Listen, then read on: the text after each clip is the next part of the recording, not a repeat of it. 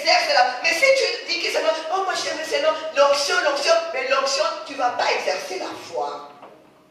Mais si tu connais la parole, tu as cette intimité avec Jésus, il va te communiquer ses pensées, les stratégies à faire, il va te donner le réma. Amen. Alors tu vas te lever et par la foi, tu vas parler aux éléments. Amen.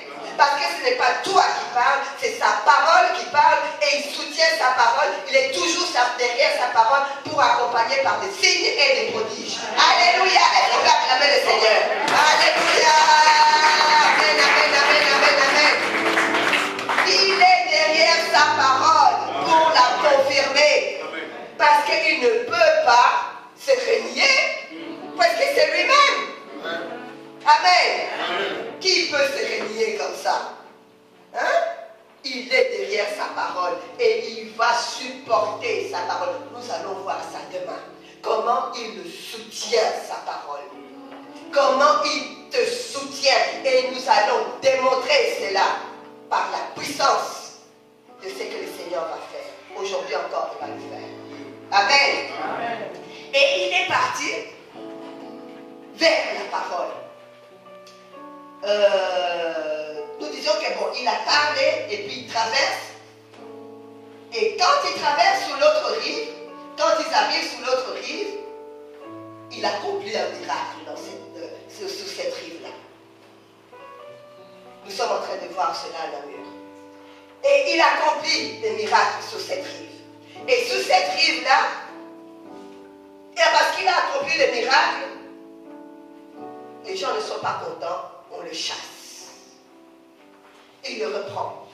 Il repart sur l'autre rive. Chaque fois quand il va, il accomplit des miracles. Donc il retourne. Et quand il retourne là-bas, probablement que ce papa l'avait entendu. Amen. Il avait su que Jésus était déjà ici. Il a parlé, et voilà qu'il y a un problème dans sa maison. Il dit, ah, maintenant qu'il est revenu, moi j'y cours. Et il court vers le maître, vers la parole. Et quand il arrive, il se jette à ses pieds, il le supplie. Ma fille est à toute extrémité, viens, impose-lui les mains afin qu'elle soit sauvée et qu'elle vive. Alléluia. Amen. Jésus s'en va là avec lui. Jésus prend le Père et ensemble ils vont chez lui. Et une grande foule le suivait et le pressait. Et quand il allait chemin faisant, quand il allait vers la maison du chef de synagogue, il y a une femme. Là, il y a encore un autre événement. Une femme qui avait perte de sang depuis 12 ans et on connaît l'histoire. Il fait le miracle, le miracle se produit à travers la foi de cette femme en disant si je ne pouvais que toucher le pan de sa robe, et il a senti qu'il y avait une puissance qui était sortie. Alléluia. Amen. Et quand il était en train de dire à la femme, ma fille, ta foi t'a sauvée, va en paix et sois guérie de ton mal, on vient annoncer au père, là-bas à la maison, c'est fini, ta fille est morte. Ah. Voyez, sa foi, donc basculer, la mort a précédé. Ta foi, c'est terminé. Pourquoi tu importunes maintenant le maître? C'est trop tard. Il n'est pas trop tard. Alléluia. Amen. Nous sommes venus dans ces lieux pour que le maître te dise il n'est pas trop tard. Quelle est ta situation? Il te dit, ce n'est rien, n'aie pas peur. Il n'est pas trop tard. Mais Jésus, sans tenir compte de ses paroles, dit au chef de la synagogue, Sois sans crainte, crois seulement. Alléluia. Amen. Sois sans crainte, crois seulement. Et il ne permit à personne de l'accompagner, si ce n'est à Pierre, à Jacques et à Jean, frère de Jacques. Dans des moments pareils, on est accompagné de gens qui ont la foi. Moi, dans mon église, quand j'ai une vision claire de quelque chose, je ne partage pas ça aux gens qui n'ont pas la foi. Oui, parce qu'ils vont te tirer vers le bas. Quand ils te tirent vers le bas, l'église n'avance pas. Mais même si je dois rester des mois, des années avec la vision, le Seigneur me dit ne partage à personne, je partage à personne et je ferai des choses. Je crois que les gens de mon église me connaissent. Je ferai des choses qui seront peut-être incomprises au moment même, mais au moment opportun, je peux partager. Parce que si tu partages avec des gens qui disent déjà « Oh, mais c'est trop tard, c'est terminé », mais tu vas être découragé. Il faut être entouré de gens qui ont la foi pour faire de grandes choses. Ce n'est pas donné à tout le monde. Les autres viendront après. Alléluia. Amen.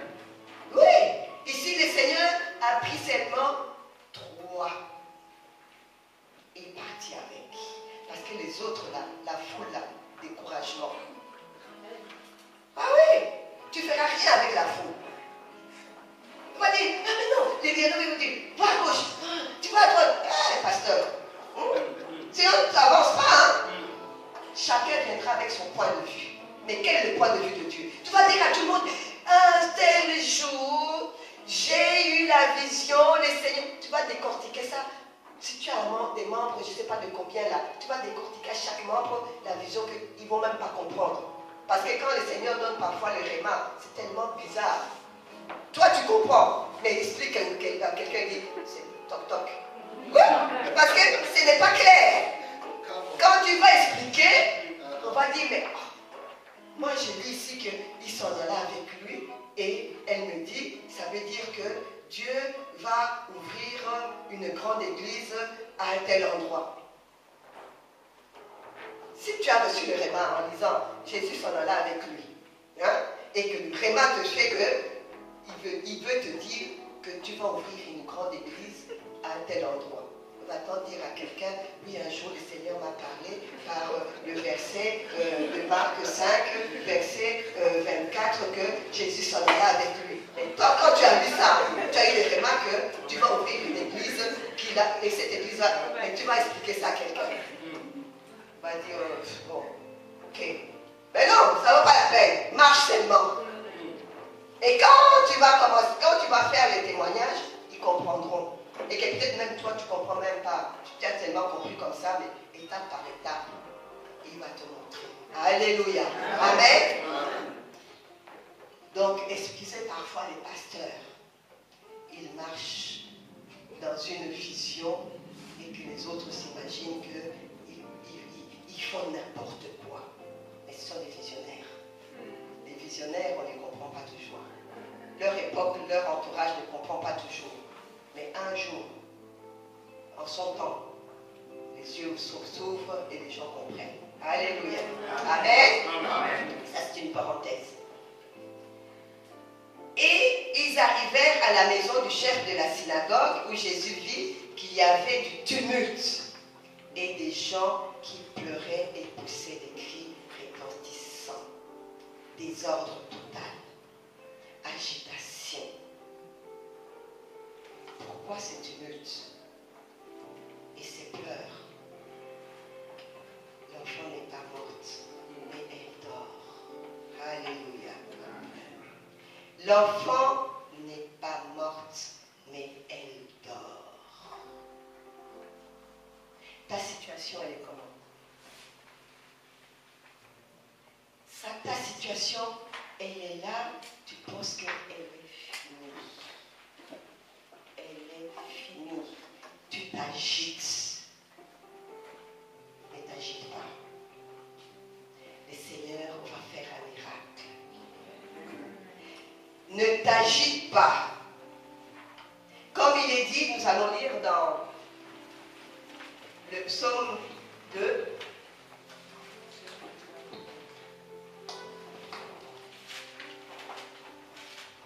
Alléluia. Est-ce que ça va? Amen.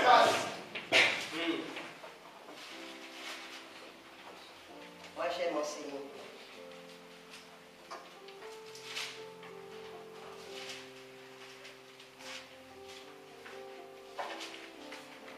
Il est dit, pourquoi les nations s'agitent-elles et les peuples ont-ils de vaines pensées? Les rois de la terre se dressent et les princes se liguent ensemble contre l'Éternel et contre son Messie. Brisons leurs liens et rejetons loin de nous leurs chaînes. Il rit, celui qui siège dans les cieux. Alléluia. Amen. Le Seigneur se moque d'eux. Il leur parle dans sa colère et dans sa fureur et les épouvante. C'est moi qui ai sacré mon roi sur Sion, ma montagne sainte. Alléluia. Amen. Le Seigneur Jésus-Christ est le roi des rois. Il est loin. Quand tu l'as reçu, reste calme. Reste seulement calme. Il se rit. Donc tu dois te rire des situations que tu vois là. Amen. Amen. Je vais vous donner un petit exemple. Je vous ai dit qu'on est en train de voir qu'on doit marquer une pause, être calme dans le tumulte. Et que cet enseignement, au courant de la semaine même, le Seigneur va nous passer sur l'autre rive. On va exercer cela. Moi, pas plus tard que ce matin, je suis passé sur l'autre rive. Je devais expérimenter ce que je vous ai prêché. Alléluia. Amen. Pour quelqu'un d'autre, ce que je vous dis, pour quelqu'un, vous allez dire, mais pour moi, ça a une grande importance. Ça fait des mois que j'attends une commande. Les produits surgelés. Voilà que la semaine prochaine, cette commande va arriver. Donc, je me réjouissais. Alléluia. Amen. Il y a beaucoup, ça va arriver. On me dit, j'ai reçu un mail, ça arrive la semaine prochaine. Et je vais dans ma cuisine. Tout d'un coup, j'entends paf. J'ai dit, c'est quoi ça? Mon congélateur. Demain, lundi, mardi, je pense que les choses vont être là. Et en d'autres moments, je pouvais dire, qu'est-ce que je vais faire? Mais ce qu'il y a beaucoup, je dois mettre, qu'est-ce que je vais faire? J'ai dit, voilà, tu as prêché, exerce maintenant. Dans le tumulte, je suis seulement calme. Il y a plein de choses qui sont surgelées là-dedans. J'ai dit, Seigneur, qu'est-ce que je vais faire avec tout ce qui est déjà là? Je reste seulement calme. Alléluia. Amen. Tu sais que le Seigneur va faire. C'est très important. Peut-être pour vous, ça ne dit rien, mais moi, ça me dit beaucoup. Qu'est-ce que je vais mettre toutes ces choses-là? Hein? Donc, le Seigneur me dit, aux autres prêchés, foi dans les tumultes. Et aussi la vie, voir un peu comment toi tu vas. Hein? C'est-à-dire que, est-ce que tu vas t'agiter ou tu ne vas pas t'agiter? J'ai dit, je ne vais pas m'agiter. J'ai dit, le congélateur, j'ai seulement dit, gloire à Dieu, j'aurai un grand